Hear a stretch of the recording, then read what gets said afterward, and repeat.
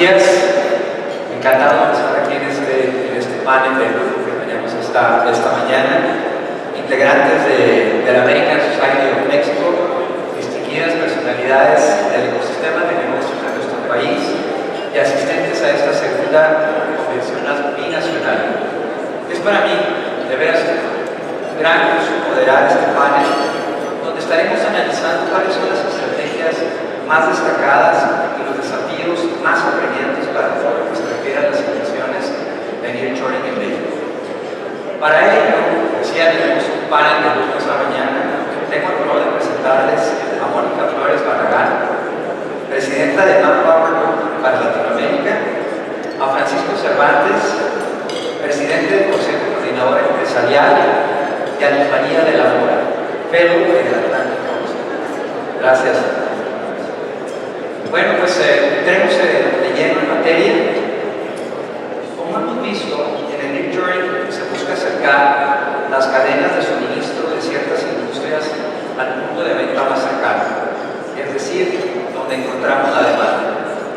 En medio de este reordenamiento industrial, nuestro país se ha posicionado claramente como uno de los destinos más atractivos, entre otras cosas, gracias a la proximidad con los Estados Unidos, a la gran red que tiene de acuerdos comerciales, de los países que tienen más acuerdos comerciales en el mundo, y a un marco legal sólido. Para poner perspectiva, en el primer semestre de 2023, México registró un total de 29,000 millones de inversión extranjera directa, de acuerdo con la Secretaría de Economía. Ya que entramos en materia, me gustaría comenzar contigo, Juan. En términos de inversiones en nearshoring, ¿cómo estás viendo el entorno de negocios del país? ¿Qué nos puedes comentar al respecto? Con mucho gusto. Antes que nada, muy buenos días a todos y todos. Sobre todo aquí a mis compañeras de lujo de este panel de salud, un gran afecto. El nearshoring se ha vuelto un fenómeno que la verdad no esperaba. Y sobre todo un fenómeno después de la pandemia. Como recordarán, fue algo fuerte bastante, no para el mundo, pero principalmente para México, encerrar todas las empresas, un cierre total que nunca lo hubiéramos imaginado, pero no solo eso, sino pagar. Ahí hubo un ejemplo social, un ejemplo de humanidad, de seguir pagando los empleos, la empresa, por casi 2 meses, y a lo mejor un poquito más. Eso fue un verdadero ejemplo del empresariado. Posteriormente, empiezan las cosas con un decrecimiento del 8.7%. Y en eso llega este fenómeno de relocalización. Y gracias a toda esta parte, si le sumamos las tensiones de Estados Unidos, China y luego la guerra de Ucrania por Rusia, todo esto hace un encarecimiento logístico y es un encarecimiento de energía. Es muy importante. La energía, hablando del gas natural, en su métrica, que son millones de BTU, está aproximadamente entre 5, tiene una variación de 5 a 6 dólares promedio aquí en México. En la parte de Ucrania, que es uno de los proveedores de gas natural para Europa, pues y para Asia, hace que se encarezca, sobre todo siendo amigable convenientemente, que es un requisito ya en la manufactura, hace que se encarezca y lleguen casi a 50 dólares. Cuando México lo tenemos en la variación de 5 y 6, pues hay un atractivo de producción más barato. Y luego la parte logística, la parte de la pandemia desató hasta 5 veces más el traer los contenedores de Asia, Europa, hacia México y viceversa. Y ahí es donde, y además con el rompimiento de las cadenas de suministro, que seguramente María ahorita va a abordar mucho este tema que es especialista, tuvimos una consecuencia cultural. Recordarán que por ejemplo, en la parte automotriz, en la parte de electrodomésticos, pues se paró por los microchips. No traíamos, se terminaban los autos y se quedaban en la línea de producción en el patio porque no traían los microchips. Un auto puede traer desde 9 hasta 60 microchips. Y por esas, que son del tamaño de una uña de microchips, se quedaba la línea de producción en stand-by. Y eso empezó a mover, acercarse a las empresas tractoras, la proveeduría internacional. Este es el fenómeno de hecho Y este fenómeno en México principalmente se mueve gracias al Tratado del Comercio, que por cierto el año que viene cumplimos 30 años y este año cumplimos 3 años, que es muy dinámica, pues María, en esta renovación, que por cierto va a ser bastante complicada por una de las series de ir a Washington por ella, pero se logró. Y ahí están los frutos, porque gracias a este instrumento viene el nearshoring, gracias a la mano de obra. De hecho, es muy importante resaltar la mano de obra mexicana competitiva y la parte del gas natural. Eso nos da las condiciones a México de tener la gran armonía que hay con los gobernadores, y hay que reconocerlos, principalmente a los gobernadores de la zona fronteriza que se han puesto en las pilas y se han puesto bien. Y ahí está eso, jalando de una manera impresionante, pero más allá, y quiero abordar algo importante, y es la gran oportunidad de las pymes, de la economía. En estas cadenas de suministro está funcionando como nunca. Acaba de ser hace unos días la Expo Pymes en Monterrey, más de 2.200 citas se dieron. O sea, se rompió el récord. Veías las citas de negocios de las pymes y además con más de 6.000 visitantes, todos pymes. Ahí te das cuenta del potencial de este fenómeno y cómo de manera transversal ayuda a todas las partes. O sea, no es para unos cuantos, esto es para todo aquel que tenga este compromiso de trabajar. Y bueno, pudieran ser más cosas más adelante, porque pues, tenemos aquí a Mónica y a María, que más de uno puedo escuchar. Muchísimas gracias, Paco. Sin duda, tocaste temas muy importantes, las ventajas que tiene nuestro país para aprovechar de lleno el nearshoring. Una de las cosas que tocaste fue el tema de nuestra fuerza laboral, donde Mónica es especialista. Cuando uno escucha nearshoring, se viene inmediatamente a la cabeza el tema de manufactura. Sin duda, la manufactura ha sido uno de los sectores en los que más actividades hemos visto, pero en términos de fuerza laboral, Mónica, ¿qué estás viendo? ¿Qué necesita este país para que podamos realmente capitalizar este fenómeno? ¿Estamos listos? ¿En temas de nuestro talento está preparado? ¿Qué requiere para que también desde esa perspectiva podamos aprovechar el nearshoring? Antes de las felicidades, American Society, Larry, por esta segunda convención binacional, y ojalá que todos nos estuviéramos moviendo juntos, pero todavía no estamos todos los sectores involucrados a la misma velocidad para no nos prestar la oportunidad. La inversión va a venir, casi seguro, se van a generar de 2 a 4 millones de empleos, nadie sabe exactamente la cantidad, pero es un número estimado bastante ambicioso. Y el gran tema desde mi punto de vista, y obviamente como médico, es cómo vamos a llenar esas vacantes de talento preparado no solo para el hoy, sino para el futuro. Y me parece que vamos muy atrás. Sí tenemos una mano calificada de talento mexicano, es muy valioso, pero no estamos todavía en el siglo XXI. No hemos entrado como país realmente a la era del conocimiento y a la era digital. No solo se van a necesitar puestos en manufactura, se van a necesitar puestos en turismo, en energías renovables, en otros sectores que no necesariamente la maquiladora típica como imaginamos del norte. Temas relacionados con la digitalización, con el desarrollo de apps, análisis de datos, programación, y no hay suficiente talento. Creo que el reto está en esta preparación y cómo vamos a hacer una acción armoniosa, ordenada y cordial entre empresas, instituciones académicas, instituciones técnicas, gobiernos e individuos para poder tener esta estrategia que alinee las necesidades con la oferta laboral. Vamos a enfrentar muchas cosas. En el norte creo que al principio va a haber una inflación salarial, el tema de maquiladoras, pero ese será un problema puntual de salud. Creo que tendremos que empezar a pensar en un plan de movilidad de talento del sur al norte, del norte al sur, con todo lo que esto implica en términos de reto de vivienda, de infraestructura médica, de transporte, de seguridad, y estos temas creo que no los hemos atacado en su profundidad, como un entorno completo, desde autoridades hasta el individuo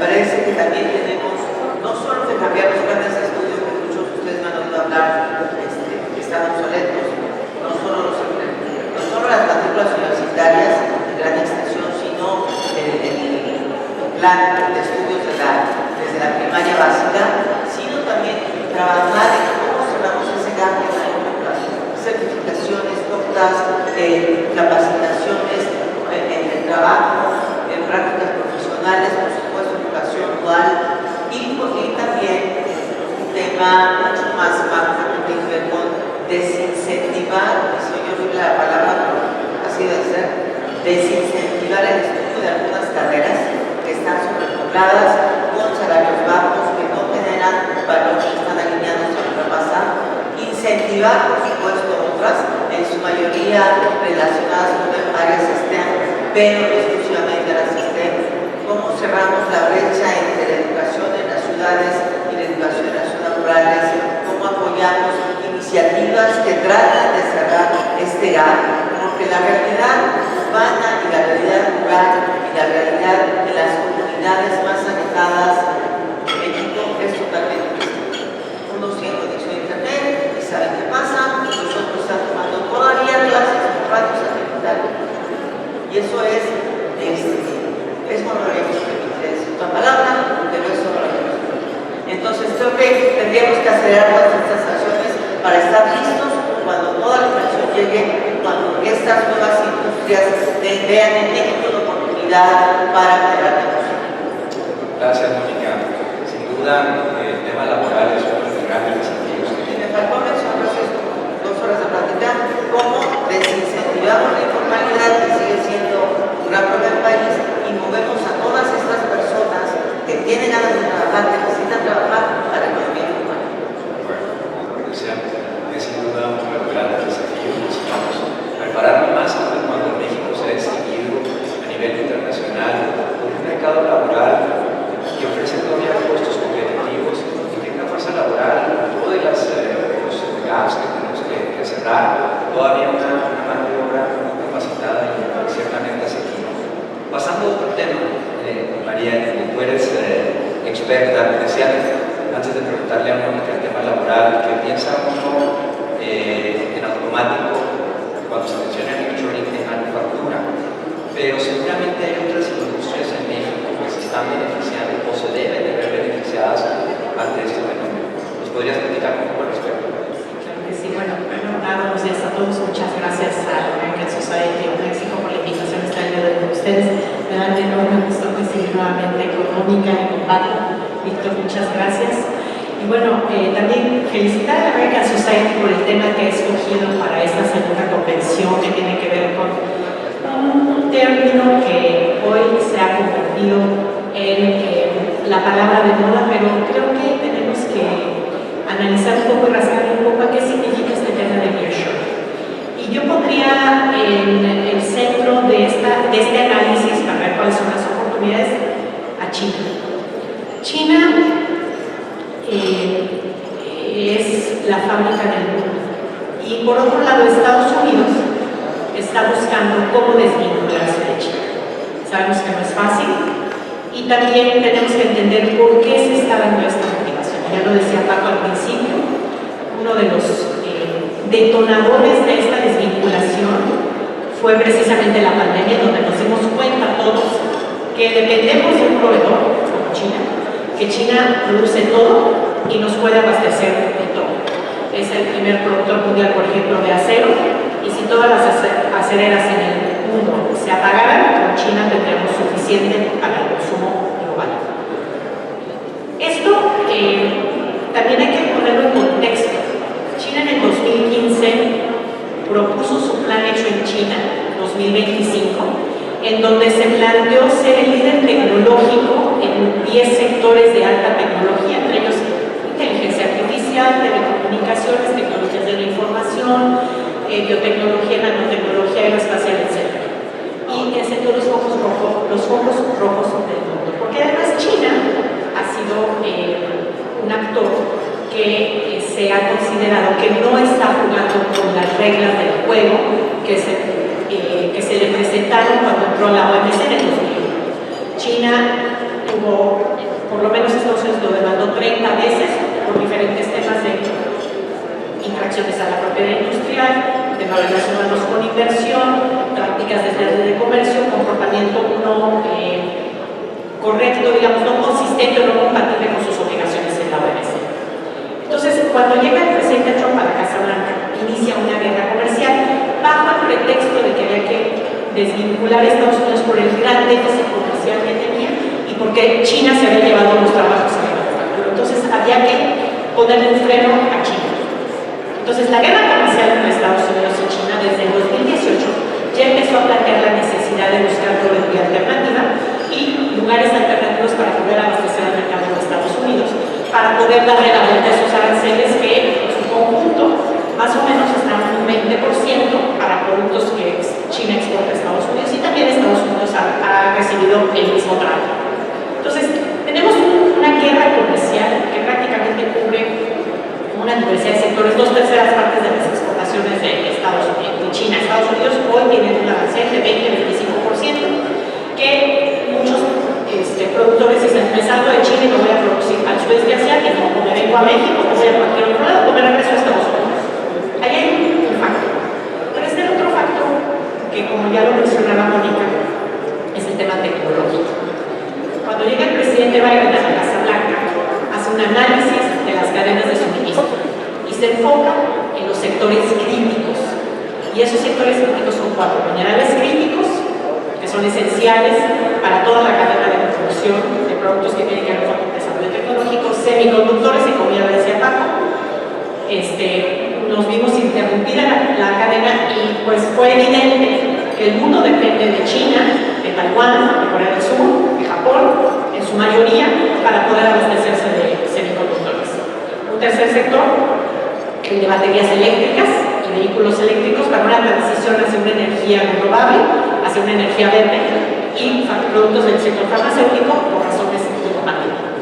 Entonces, cuando hablamos de nearshoring, lo que estamos viendo es que Estados Unidos está liderando esta desvinculación con China, en donde nosotros estamos integrados al mercado de Estados Unidos, a las cadenas productivas de Estados Unidos, y pues nosotros vamos con Estados Unidos, no somos líderes, somos seguidores, pero es en donde está nuestro mercado y es en donde está nuestro interés. Entonces, nosotros estamos también siendo parte de esa desvinculación y en ese sentido estamos obteniendo el beneficio de empresas que quieren venir a México. Ahora, por otro lado, Estados Unidos está buscando una estrategia de diversificación de proveeduría en China, más uno de las exportaciones. Sabemos que no todas se pueden desvincular de China, pero en los sectores en donde Estados Unidos está poniendo el foco de atención es en donde no va a permitir, me parece a mí, hay un entendido bipartidista en Estados Unidos entre republicanos y demócratas de que hay que asegurarse que China no se convierta en el líder tecnológico, porque lo tiene planteado para el 2039. Los 100 años del Partido Comunista Chino se van a celebrar con China siendo el líder tecnológico en todo el mundo, en todos los sectores. Y eso está bien que lo haga, pero no a costa de robarse la propiedad intelectual, de infringir las reglas del comercio internacional, etc.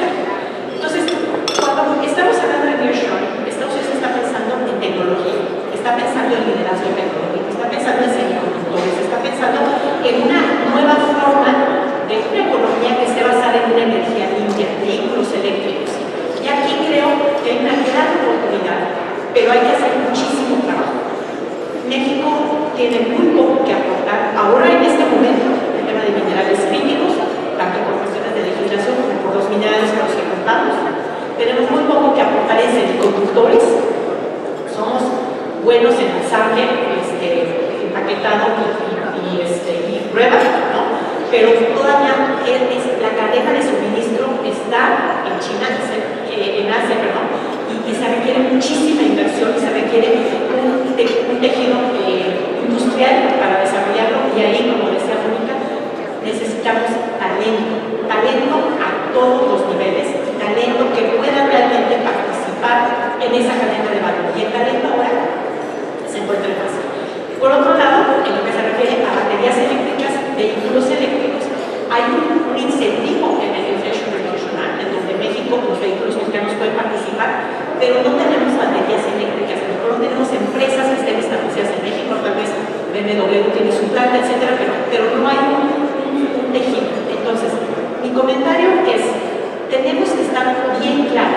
de que este nearshoring lo que está buscando es desacoplarse de China para poder dar ese salto tecnológico y en donde México sí puede participar, sí tiene potencial, tenemos el TEMEC, la región geográfica, muchos factores positivos, pero hay que hacer una estrategia, no puede ser inercial, como ya nos pasó con el sector aeroespacial, al principio de los ciclos de 2000. Tenemos que hacer una estrategia bien clara en donde participe el sector público, el sector privado, academia, gobierno federal, gobiernos estatales y gobiernos locales, porque la tecnología nos va a rebasar si no tenemos un plan bien desarrollado.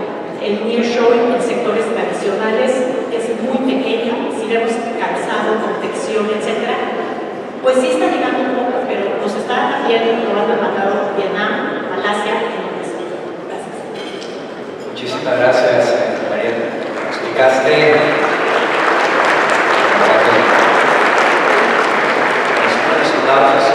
de una manera muy clara los aspectos geopolíticos que están ocurriendo y por qué ese fenómeno del nearshoring lo debemos analizar a través de una estrategia. Haciendo doble clic con México, tú eres un excelente termómetro de cómo están los negocios. ¿Cómo ves hoy por hoy el riesgo de hacer negocios en México? Si me permite, quisiera abordar un poquito al tema del talento humano. Estoy totalmente de acuerdo. Tenemos que reconocer que estamos en los mínimos históricos de desempleo. El nearshoring sí ha sido un detonador muy importante y con un beneficio al sector empleo. Es cierto, tenemos que apostarle al talento. Esa conversión a talento tenemos que apostarlo y como bien lo dice, tenemos que ir de la mano con la academia. Hoy lo estamos haciendo, ya los convenios están firmados, estamos retomando también con todas las universidades de los estados, estamos haciendo un esfuerzo muy importante por ir a capacitar. Necesitamos talento, eso es lo que va a marcar la diferencia. Por otro lado, también, tiene razón María, México éramos porque hayamos sido, porque además uno de los capítulos dice que tenemos que sustituir las importaciones y éramos importadores de exportaciones. O sea, era impresionante el contenido nacional mexicano muy bajo.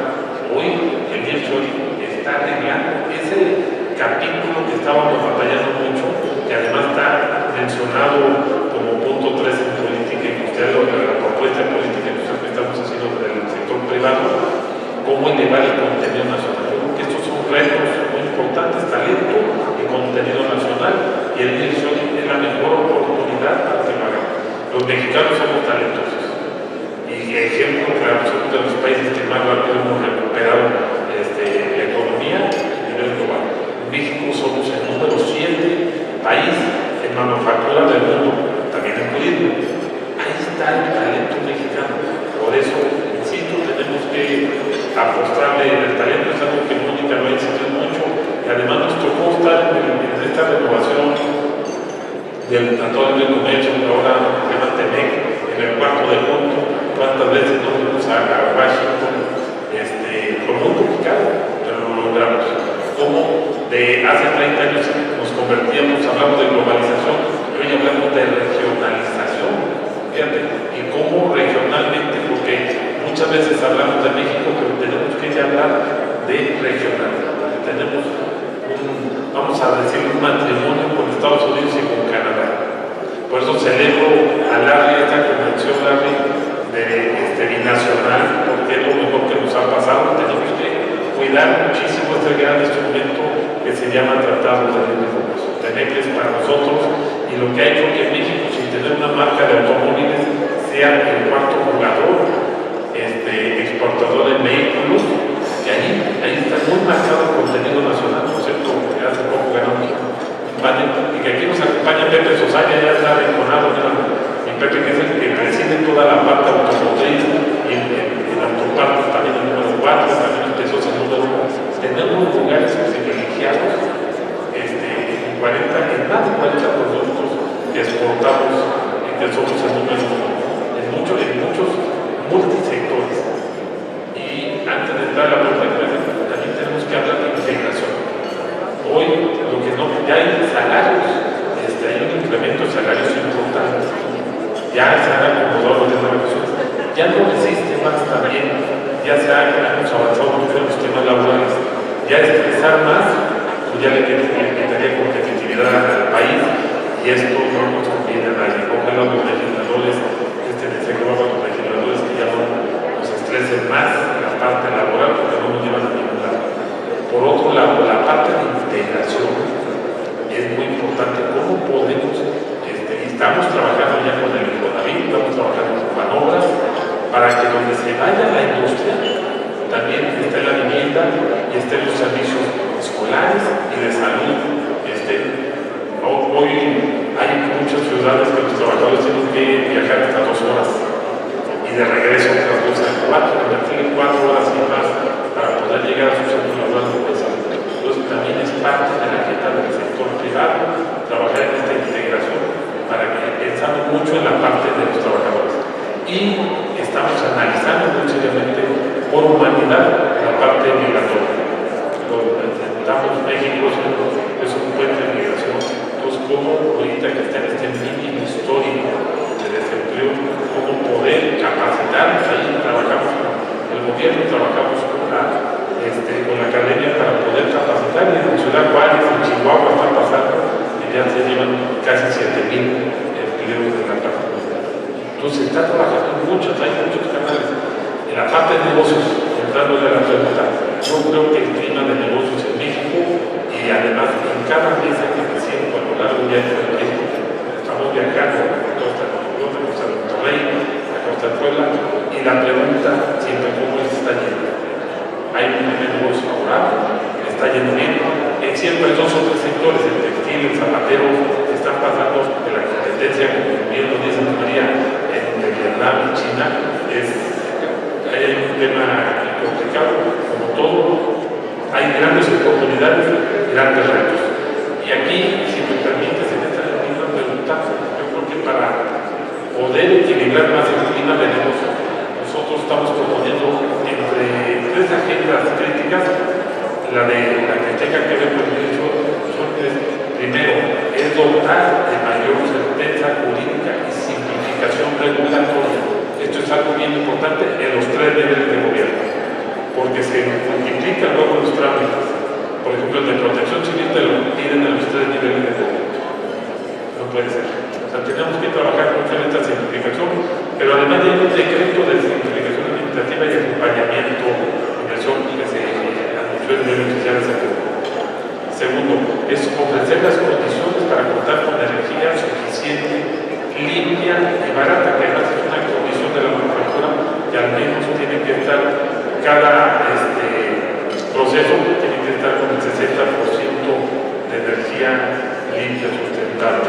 Por cierto, mira, aquí está el CEO de Iberdrola, aquí está, que nos saludamos a Enrique de Alba, que es el de los grandes apostadores a la inversión de la energía. Saludos, Enrique. El tercero es fortalecer y multiplicar nuestra infraestructura y conectividad en todos sus lugares.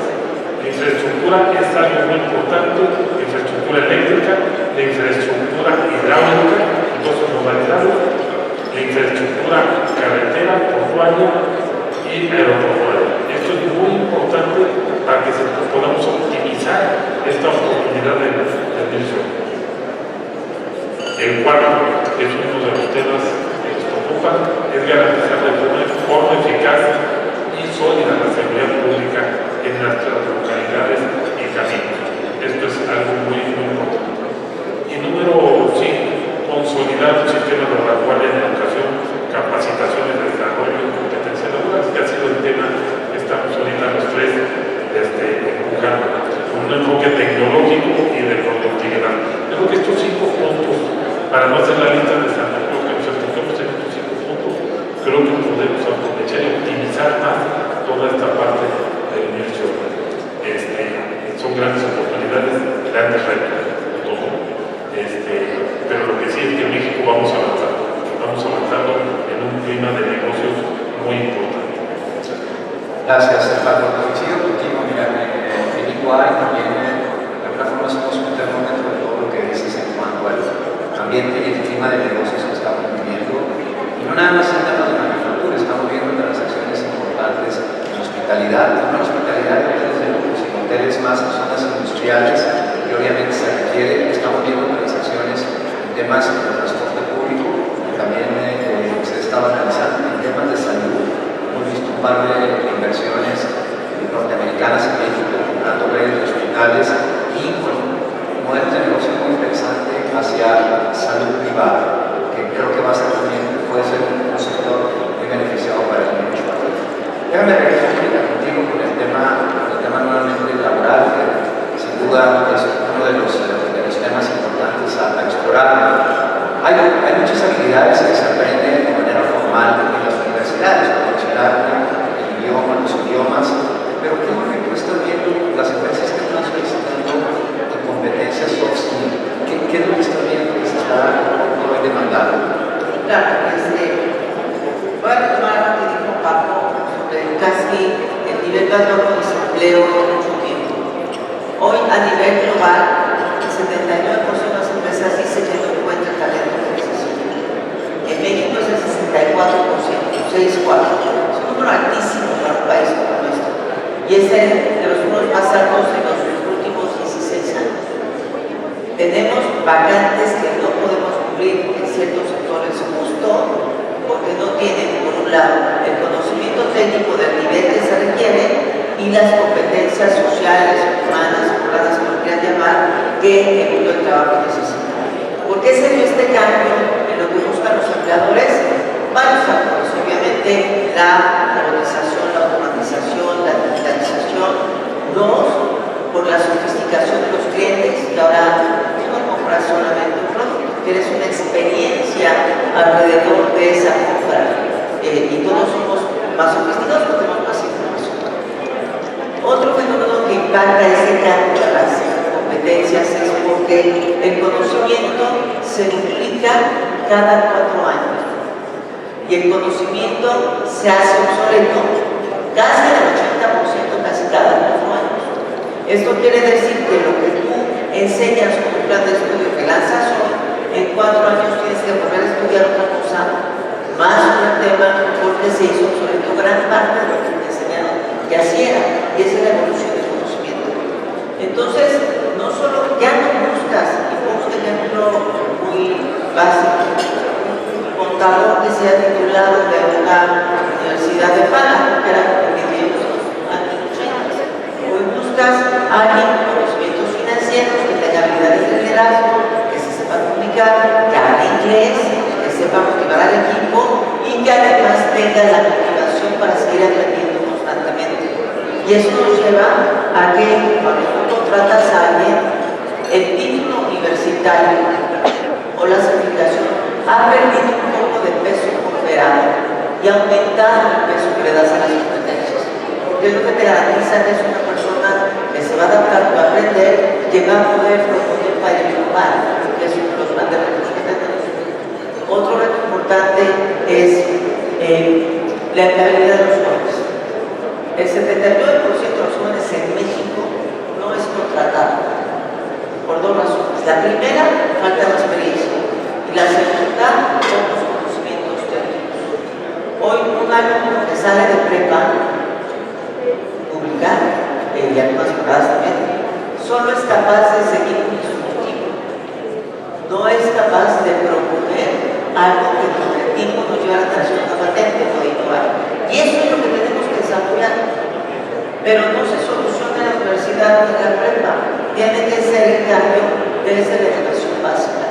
Y es ahí donde me parece que tenemos que poner mucha energía. A corto plazo, claro, tenemos que hacer todas esas alianzas que muy bien ha hecho el CCE y las certificaciones, pero si queremos garantizar este desarrollo sustentable, si no usa la palabra, es en la primaria, para poder garantizar que vamos a tener en el futuro. Y finalmente, un tema de los jóvenes y de cómo generar esta empleabilidad formal, que es el bono demográfico que hoy tenemos, se va a acabar los próximos 6 años. Hoy tenemos un montón de chavos talentosos, inteligentes, que estamos capacitando, motivando, pero se nos va a acabar. Entonces tenemos que entrar sí o sí a la era del conocimiento y no solo la manufactura, porque ya no se tienen tantas manos, van a llegar los robots y los hombres, tenemos que elevar esa concepción que tenemos de la educación primaria para tener esta materia prima ávida de conocimiento y que puede competir a nivel global, pero en la era del conocimiento. Muchísimas gracias, Mónica. Cambiando un poco de tema, el fenómeno del nearshoring nos ha revelado que hay varios Méxicos. María, pues hemos visto que en el caso del norte la manufactura es muy fuerte, el Bajío se ha distinguido en temas automotrices, en temas tecnológicos. ¿Nos puedes platicar un poquito cuáles pudieran ser las ventajas que ofrecería el sur-sureste del país? A lo mejor tocar el tema del corredor transísmico que se está comenzando también ya a desarrollar. No sé si nos pudieras comentar aquí algo al respecto. Sí, claro, gracias. Sí, efectivamente, yo creo que en el nearshoring tenemos que reconocer que México son varios Méxicos, como ya lo decía Mónica, ya lo decía Francisco, en el sentido de que tenemos que reconocer las vocaciones productivas que tenemos en el país.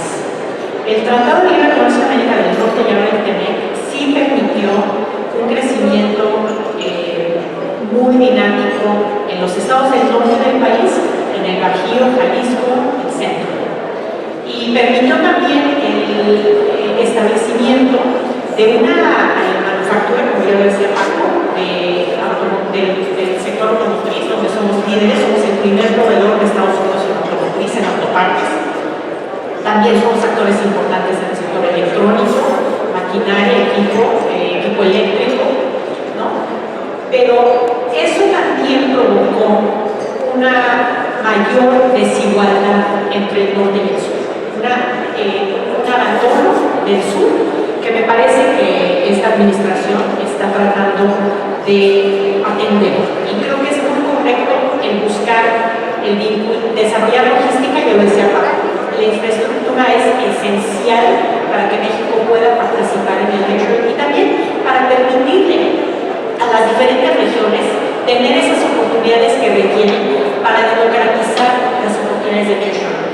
No podemos tratar a todas las regiones por igual, no podemos pensar que el sector de la minería, el sector de semiconductores, incluso el sector farmacéutico se va a desarrollar igual en todos los estados del país. Primero que nada hay que reconocer las vocaciones productivas, las vocaciones regionales. Hay que reconocer con qué mano de obra se cuenta. Hay que entender también la infraestructura con la que se cuenta. Y también hay que entender la infraestructura que hace falta. Una de las áreas que más falta en el sur-sureste es el desarrollo de esa infraestructura que necesitamos. La industria hoy y la del futuro requiere energía, requiere electricidad renovable, accesible, confiable, a bajo costo, porque es el insumo esencial para poder desarrollar cualquier actividad, incluso actividades de lo más sencillo. Quieres hacer una reservación en un restaurante, necesitas tu celular, el celular tiene que estar cargado para poder hacer esa reservación. Entonces, creo que el desarrollo, México tiene que invertir de una manera fuerte en infraestructura en todas las regiones. Eso me parece que es un bien común que necesitamos todos.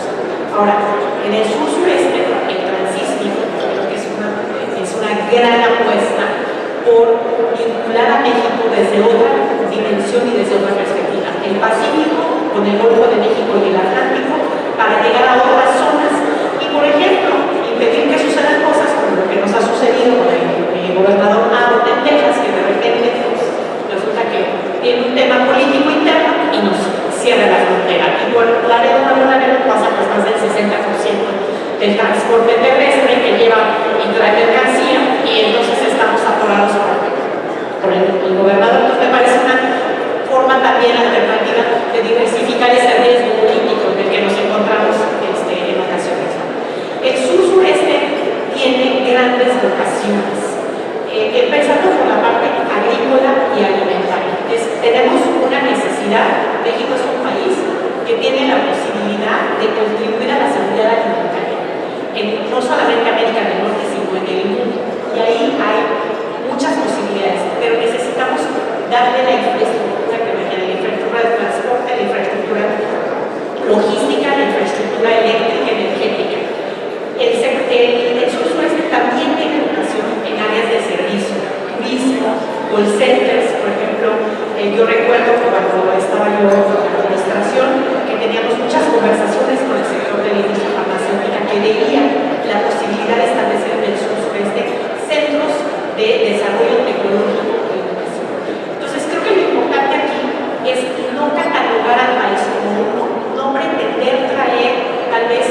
una fábrica de semiconductores a una región en donde no va a poder desarrollarse, sino identificar de una manera granular exactamente en dónde está esa oportunidad. Y mi último comentario sería, el sur-sureste puede integrarse con el norte del país. ¿Cómo se integra?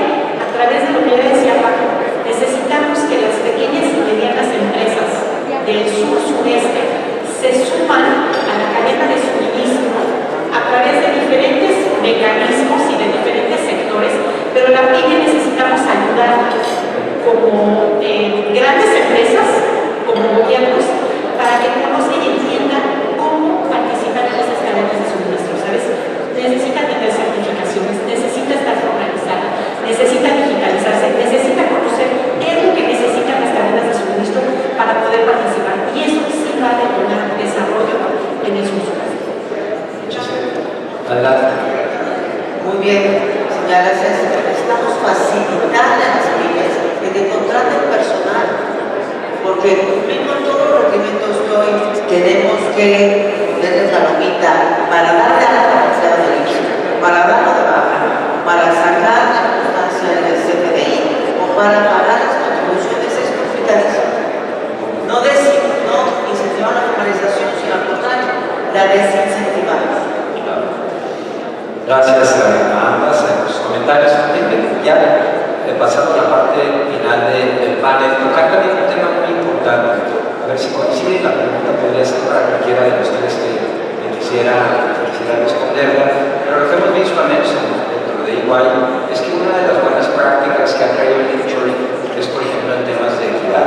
Sin embargo, en México todavía tenemos un cambio importante en materia de ESG, siglas en inglés. Creo que la regulación todavía le falta muchísimo para avanzar en este tema de ESG. No sé si quisieran comentar al respecto, ¿verdad? Obviamente se está evolucionando en México, pero insisto, todavía hay temas en cuanto a cerrar estos gastos, accionistas, reguladores, consumidores, están demandando más este tipo de regulaciones. No sé si ustedes quisiera tocar o hablar el tema.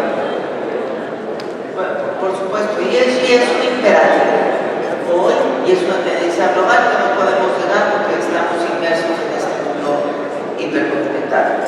Tenemos forzosamente, sí o sí, las organizaciones, no solo las globales, tener estrategias que impacten el ambiente y la sociedad y y adaptar estas tres letras a un giro de negocio. Yo pongo el ejemplo de donde trabajo, o sea, las emisiones de carbono no son el tema más importante que tenemos que abordar porque no somos una fábrica, no transportamos todo esto. Pero la letra para nosotros importante es la S, de donde tenemos que hablar de sostenibilidad y de prosperidad para las personas que atendemos. Me parece que a nivel macro entendemos el concepto, tenemos que acelerar cuál de las tres letras te impacta más y sobre esa atacar, porque no es parejo todas. Y tenemos un gran reto, me parece, en el tema de comunicación, porque hoy ESG es un concepto como etéreo. Para de verdad implementar y vivir esto, necesitamos verbalizar de manera muy sencilla a lo largo de la organización. Y todavía no he visto muchas empresas que estén ya en ese tema explicando el porqué para ligar al propósito de la compañía. Las empresas que no tengan eso implementado, bien entendido, bien asimilado, tampoco van a ser atractivas ni atractivas para el talento, porque lo que hoy los jóvenes buscan a la hora de buscar un empleo es tener un líder incluyente, que tenga propósito la empresa, que sea congruente y que tenga implementada una real estrategia de ESG y no sea greenwashing.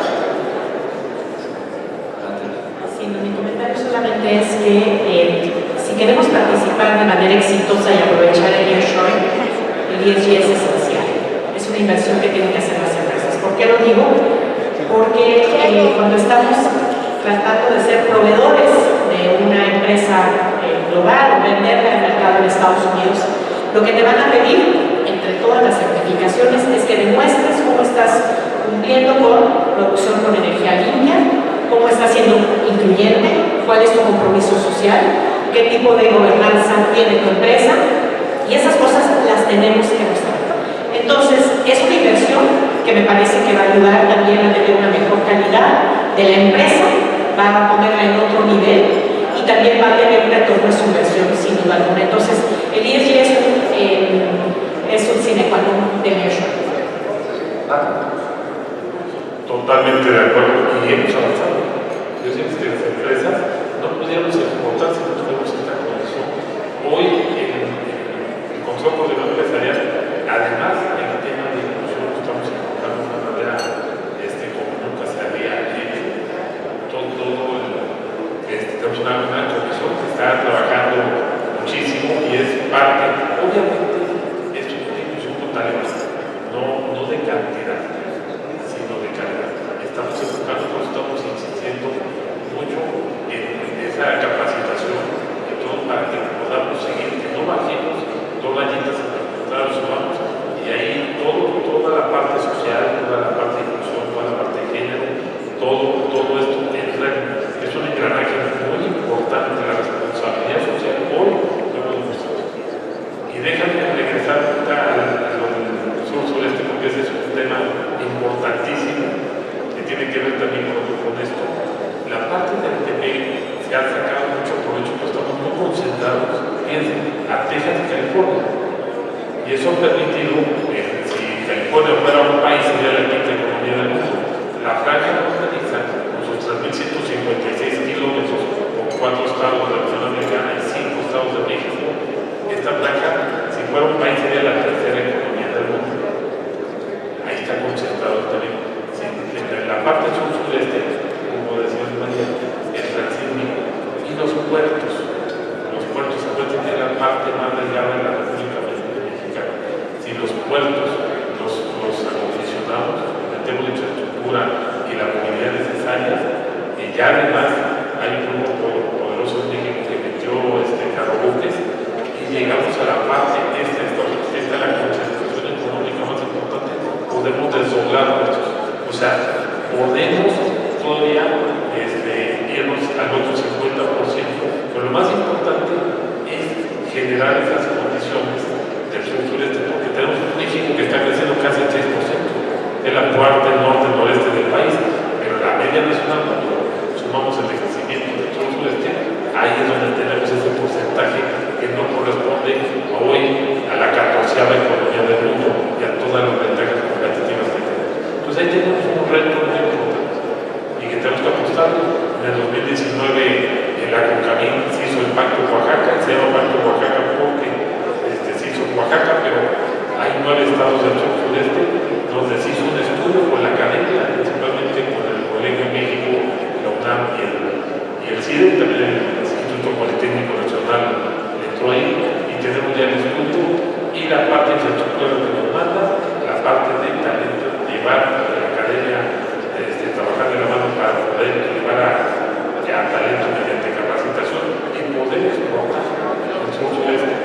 Ahí está la oportunidad de que podamos hacer el transísmico, además poder llevar el gas natural de Europa y Asia, enviar ductos, plantas de licuefacción en Coatzacoalcos, salir de luz. Eso sería también otra de las oportunidades de desarrollo para el sur-sureste hacia el Pacífico. O sea, todavía México da oportunidades. ¿Qué tenemos que hacer? Pues entonarnos, ponernos de acuerdo. Y algo que es muy importante, la percepción de México luego no es buena. Hay que generar buena percepción. Si no hablamos bien del camino, no lo vamos a ver. Entonces vamos a buscar cómo sí salir hacia adelante. Muchas gracias, Paco. Bueno, pues solo me resta agradecer a la American Society, a Larry, que me haya dado la oportunidad de conducir este panel maravilloso. La verdad, agradecerles, María, Mónica, Francisco, todos sus comentarios. Soy un firme convencido que en México tenemos todo para realmente aprovechar el nearshoring, para que lo podamos capitalizar. A través de una estrategia, como escuché ayer en un comentario, que en México nos va a ir bien aunque no queramos. O sea, ojalá que no sea así y que realmente podamos tener la plataforma, porque tenemos todo lo necesario para que podamos capitalizar eso. Muchísimas gracias. Felicidades. Gracias.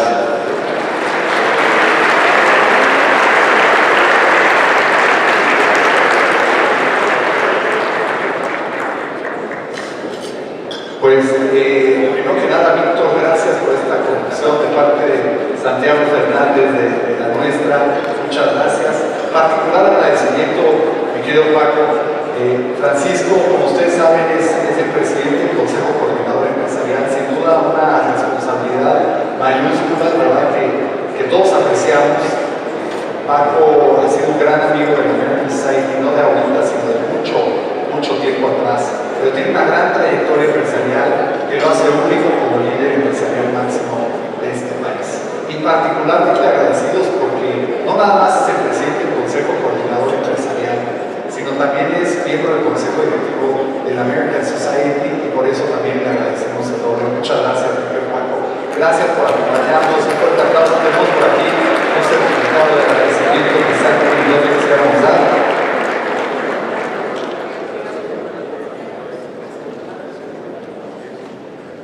Y para Víctor también, por favor. Gracias, Santiago. Gracias, muy amable. Gracias. Para Luz María, muchas gracias, Luz María.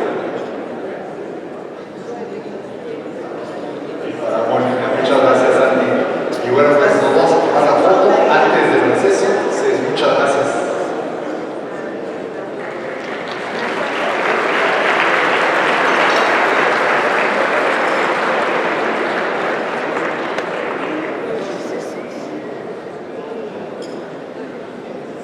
Muchas gracias. Bueno, tenemos un receso de 30 minutos y a las 11 en punto les pedimos que regresen por favor a sus lugares. Gracias.